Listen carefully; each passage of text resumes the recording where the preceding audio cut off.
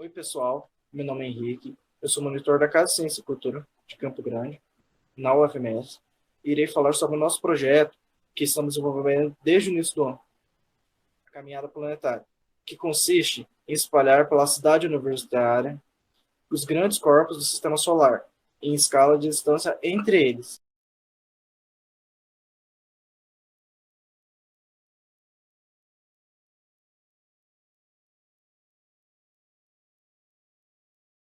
O primeiro objeto na nossa caminhada é o Sol.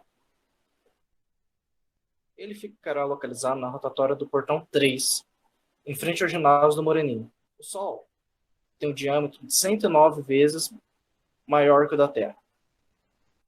Uma temperatura de superfície de quase 6.000 graus Celsius. E se na Terra nós pulássemos 1 metro, no Sol nós iríamos conseguir pular 4 centímetros.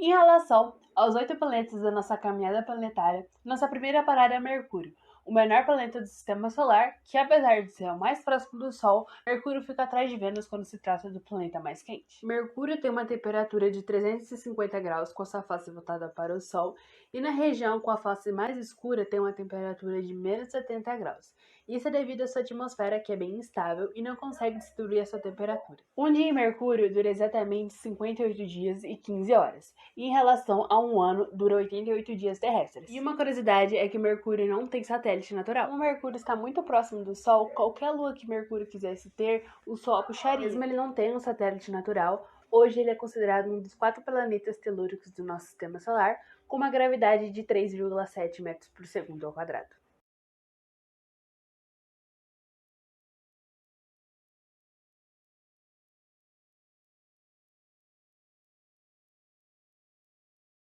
Vênus é um planeta muito integrante, porque ele é considerado o irmão gêmeo da Terra. Tanto sua massa quanto o seu diâmetro é muito parecido com o da Terra. Para ter uma noção de comparação, Vênus tem aproximadamente 12.100 quilômetros de diâmetro, equivalente a 95% do diâmetro da Terra. O período orbital de Vênus é de 224 dias. Esse é o período que Vênus demora para dar uma volta em torno do nosso Sol. Um dia em Vênus é equivalente a 243 dias na Terra. Isso significa que para Vênus dar um giro em torno do seu eixo, ele vai demorar 243 dias. Se você pegar esse tempo que ele demora e observar o tempo que ele demora para dar uma órbita em torno do Sol, a órbita em torno do Sol ele demora 224 dias. Então, se você pegar e comparar os dois, você vai perceber que demora mais para se passar um dia em Vênus do que para o planeta Vênus dar uma órbita em torno do Sol.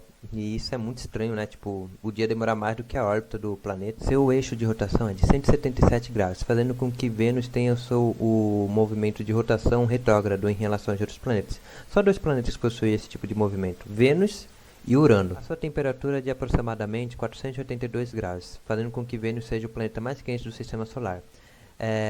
Diferente de Mercúrio, que é o planeta mais próximo do Sol e é o segundo mais quente, Vênus tem uma atmosfera, e essa atmosfera acaba fazendo com que Vênus seja mais quente que o planeta Mercúrio. Como a massa do planeta Vênus é muito semelhante com a da Terra, acaba fazendo com que sua gravidade seja um pouco semelhante também. Então a gravidade de Vênus é de 8,8 metros por segundo quadrado, já o da Terra é de 9,8 metros por segundo quadrado, tendo uma diferença de 1 metro quadrado por segundo. E isso acaba resultando numa gravidade muito compatível com a da Terra. Digamos que se Vênus pudesse ser habitado por humanos, ele seria um planeta, como que eu posso dizer, tranquilo para a vida humana, por causa da gravidade. É muito compatível com a da Terra. Mesmo a gravidade de Vênus sendo muito compatível com a da Terra, Vênus tem um problema. Vênus está passando por um efeito atmosférico gigantesco no momento. Ele está passando pelo efeito de aquecimento global. E isso já dura alguns milhares de anos. Esse aquecimento global faz com que a temperatura do planeta eleva muito, ao ponto de não conseguirmos sobreviver nessa atmosfera. E se não fizermos nada com o que está acontecendo com a Terra, Esse efeito provavelmente pode acontecer com a Terra, então acho que Vênus é a melhor forma de demonstrar o quão perigoso é o aquecimento global.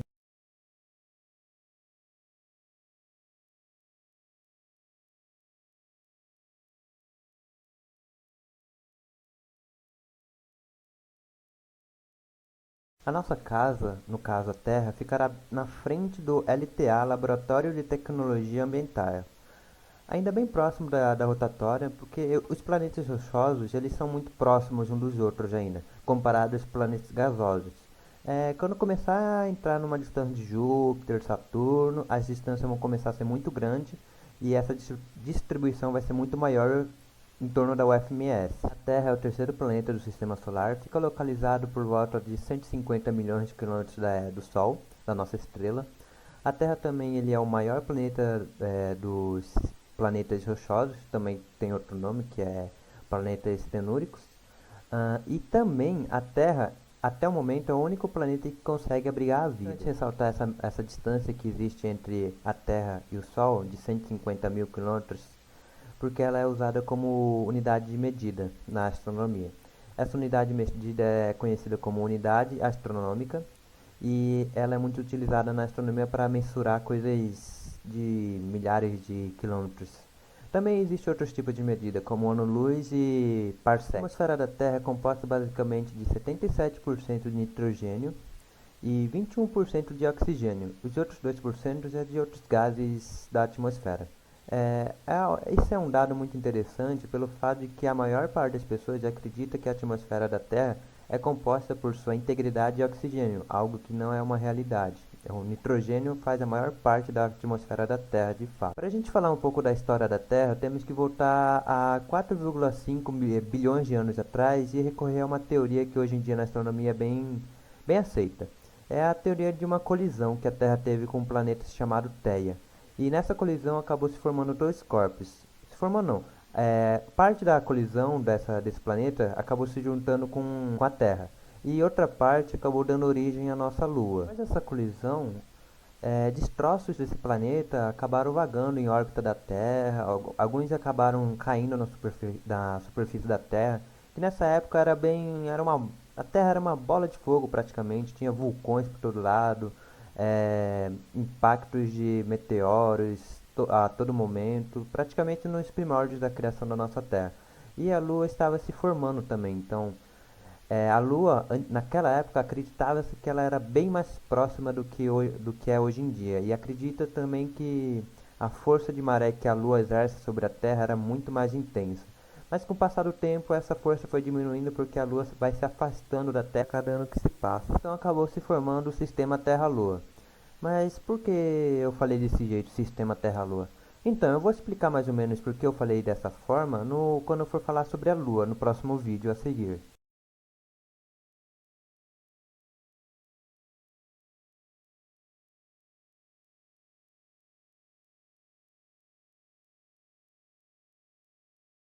No vídeo passado eu falei de um termo chamado sistema Terra-Lua. E teve um motivo por eu ter falado sobre isso. Se a gente pegar a Lua e comparar com o tamanho da Terra, a gente percebe que a Lua é bem grandinha até.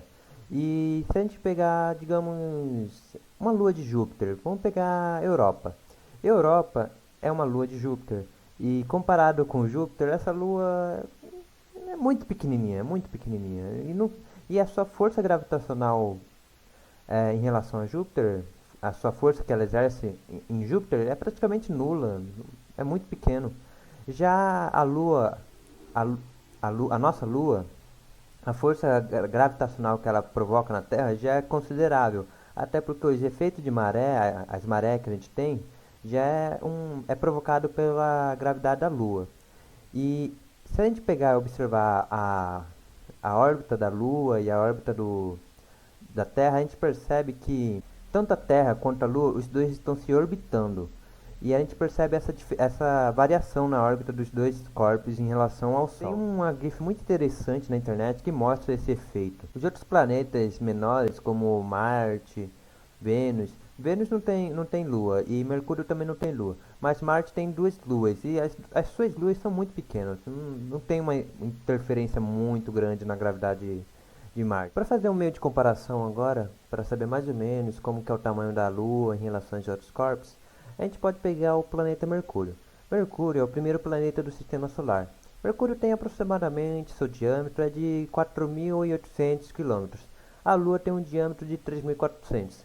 Entre esses dois corpos existe uma diferença de 3.400, 3.300 km, e essa diferença não é muito grande.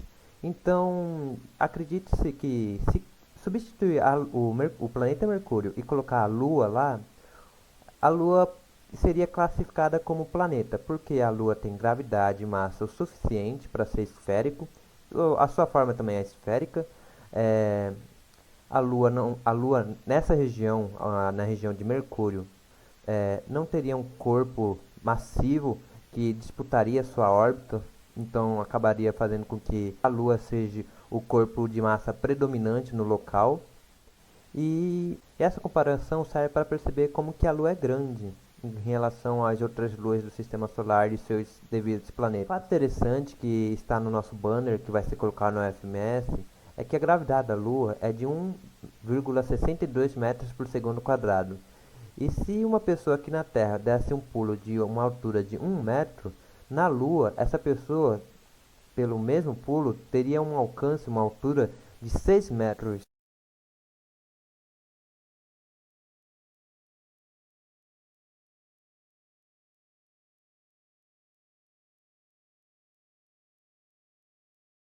Agora vamos falar sobre Marte. Marte é o quarto planeta do Sistema Solar. Nós o conhecemos como planeta vermelho. Mas por que ele é vermelho? Bem, isso é por conta da sua superfície, composta de óxido de ferro, ou seja, ferrugem. Ele é o segundo menor planeta do sistema, possui o maior vulcão do sistema, o Monte Olimpo. Ele tem aproximadamente 27 quilômetros de altura. Isso é equivalente a 3 vezes a altura do Monte Everest, a maior montanha da Terra, que tem quase 9 quilômetros. E ele é muito menor do que pensávamos. Ele possui apenas metade do diâmetro da Terra.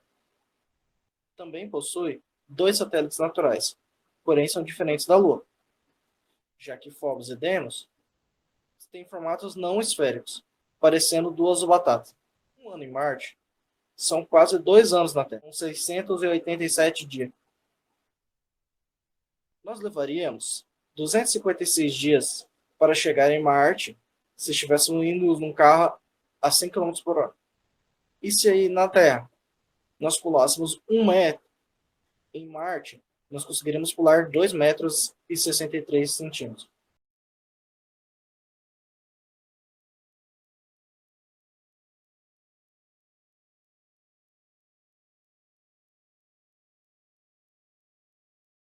Chegando nos planetas gasosos, temos Júpiter, o maior planeta do nosso sistema.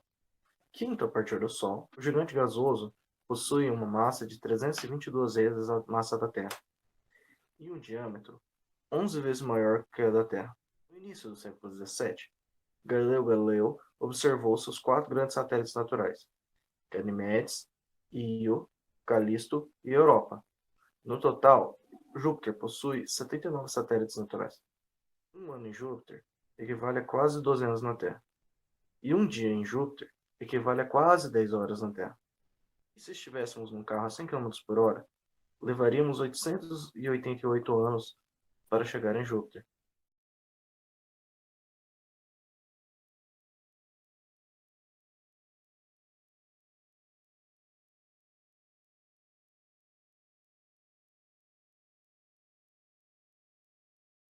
Agora chegamos em Saturno, o sexto planeta do nosso sistema solar, o planeta dos anéis. Ele é considerado o segundo maior planeta do nosso sistema solar e ele é tão grande que ele conseguiria comportar 760 terras dentro dele. Saturno é um planeta gasoso constituído basicamente por hélio e hidrogênio.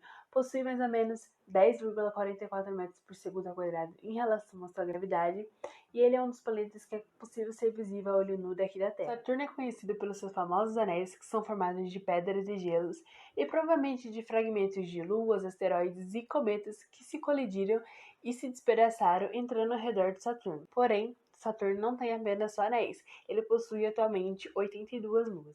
Por fim, se você quisesse e se fosse possível viajar de carro até Saturno, a gente demoraria mais ou menos 1.631 anos com uma velocidade de 100 km por hora.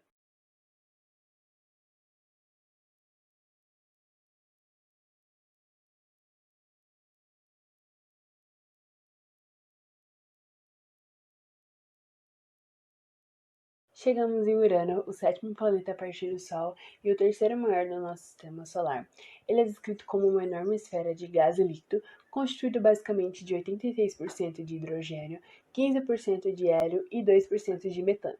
E apesar de ser apenas 2% de metano, o metano em alta atmosfera ele consegue absorver a luz vermelha e transformar aquela cor azul esverdeada para Urano. Com 51 mil quilômetros de diâmetro, Urano possui 13 anéis planetários e ao todo possui 27 satélites naturais, que são luas geladas e escuras, que são divididas em satélites internos, satélites grandes e os satélites irregulares. A sua rotação, ou seja, um dia em Urano, dura exatamente 17 horas e 14 minutos, e em relação à sua órbita ao Sol, dura exatamente 84 anos terrestres. Urano possui uma gravidade de 8,69 metros por segundo ao quadrado, e por estar bastante distante do Sol, ele pode chegar a temperaturas de menos 195 graus Celsius. Outro fato importante que é bom destacar aqui é que ele foi o primeiro a ser descoberto por meio de um telescópio. Uma curiosidade de Urano é que, diferente dos outros planetas do nosso sistema solar, ele possui um eixo de rotação de mais ou menos 90 graus em relação ao plano da sua órbita. E tudo isso faz parecer que Urano rola em torno do Sol como se fosse uma bola.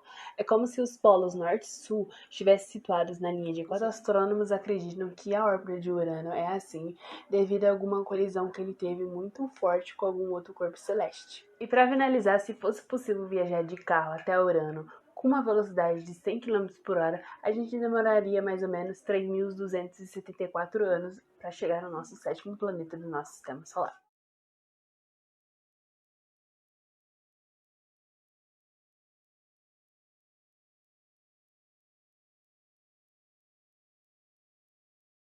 Agora a gente chegou em Netuno, o oitavo e último planeta do nosso sistema solar.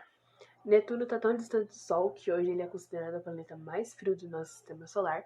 Ele pode chegar numa temperatura de menos 221 graus e tem ventos extremamente fortes que chegam a 2.000 km por hora. Netuno possui anéis, mas não são tão visíveis como os anéis de Saturno. Eles não são uniformes e são chamados de arcos, que são pequenos maciços brilhantes de poeira. Netuno é um dos 4 planetas gasosos do nosso sistema solar, possuindo principalmente hidrogênio e hélio, mas também nessa composição tem amônia, água e metano, que faz com que ele tenha essa coloração.